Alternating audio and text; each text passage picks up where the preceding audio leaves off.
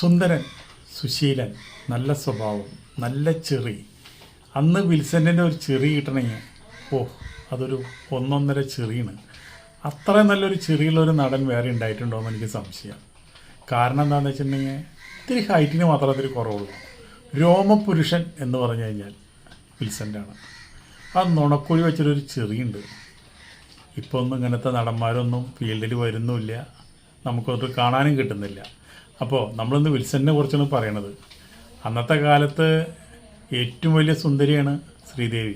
ശ്രീദേവി പോലും വിൽസനെ സ്നേഹിച്ചതാണ്. ജയഭാരതി സ്നേഹിച്ചു എന്ന് പറയുന്നുണ്ട്, നമുക്കറിയില്ല. അപ്പോൾ വിൽസണിന് അതൊന്നല്ല. വിൽസണിന് ഏറ്റവും വേണ്ടപ്പെട്ടത് കുടുംബമാണ്. ആ കുടുംബത്തിനാണ് ഏറ്റവും മുൻഗണന. മദ്രാസിലാണ് മൂപ്പര് താമസിച്ചു വന്നത്. വിൽസൻ്റെ ഉണ്ടോ പട ഹിറ്റ്. വളരെ സംതൃപ്തമായ ഒരു കുടുംബമാണ്. ജീവിതത്തിൽ ഏറ്റവും അധികം സ്നേഹിച്ചിട്ടുള്ളത് ഭാര്യ മേരീനെയാണ്. മദ്രാസിലെ ഒരു സ്കൂളിലെ ടീച്ചറാണ് മേരി. 2 കുട്ടികൾ, ഒരാൾ സിനിമയിൽ തന്നെയാണ്, ഒരാൾ വിദേശത്താണ്.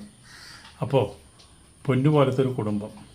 അതുപോലെ തന്നെ വിൽസൻ്റെ വലിയ വീടാണ്. ആ വീടിൻ്റെ പകുതി ഭാഗം മൂപ്പര് പൂന്തോട്ടത്തിന് വേണ്ടി മാറ്റി വെച്ച് നോക്കുക. എന്നും നേരം വെളുത്തു കഴിഞ്ഞാൽ ഷൂട്ടിംഗ് ഉണ്ടെങ്കിൽ ഇല്ലെങ്കിലും നേരത്തെ എണീറ്റ് മൂപ്പര് ആ പൂന്തോട്ടമൊക്കെ നട്ട് വളർത്തി പൂക്കളൊക്കെ മാറ്റി വെച്ച്, അതുപോലെ തന്നെ അതിനൊക്കെ നനച്ച് അതിനൊക്കെ വളമിട്ട്. അപ്പോൾ റോട്ടിൽ കൂടെ പോകുന്ന ആ സ്ട്രീറ്റിൽ കുറേ നടന്മാർ താമസിക്കുന്നുണ്ട്. അവരൊക്കെ ചോദിക്കും, ഇന്ന് പൂന്തോട്ടത്തിൻ്റെ കൃഷി കഴിഞ്ഞില്ലേ എന്ന്. അപ്പോൾ പറയും, ഞാൻ എൻ്റെ മക്കളെ പോലെ സ്നേഹിക്കുന്നതാണ് ഈ പൂന്തോട്ടം പൂക്കൾ. ഇത് കണ്ട് ഇവർക്ക് വെള്ളം കൊടുത്ത് പോയാൽ എനിക്ക് സമാനം ഉണ്ടാവുള്ളൂ എന്ന് പറയും. അതേപോലെ തന്നെ ഈ നനച്ചുകൊണ്ടിരിക്കുമ്പോഴാണ് മൂപ്പർക്ക് പെട്ടെന്ന് കുഴഞ്ഞു വീണ് മൂപ്പര് മരിച്ചത്.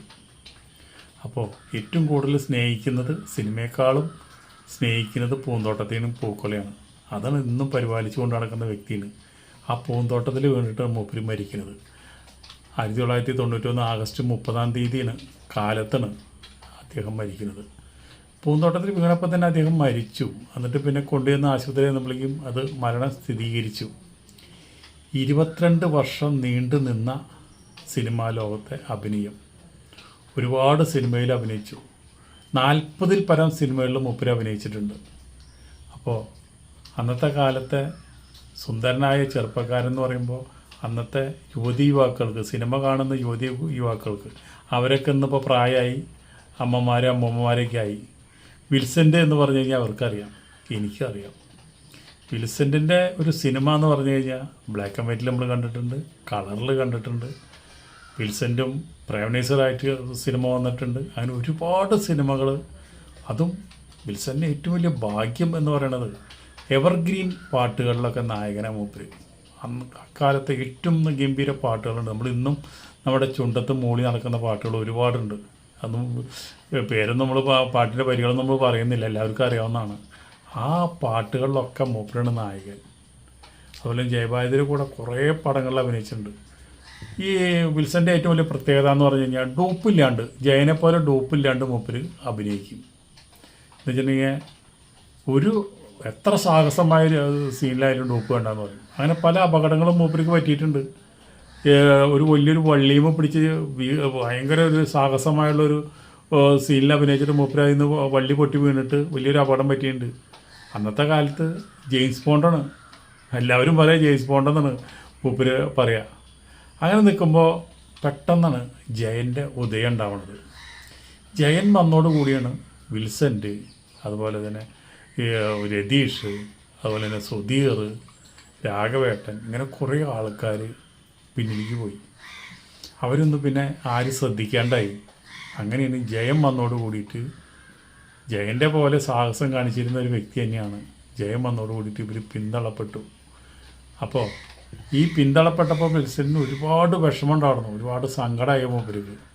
എന്നിട്ട് മൂപ്പർക്ക് പിന്നെ ഈ അത്ര വലിയ വീട് മറ്റുള്ള കാര്യങ്ങളൊക്കെ മെയിൻറ്റെയിൻ ചെയ്ത് പോകാനായിട്ട് ഒരുപാട് ബുദ്ധിമുട്ടായി.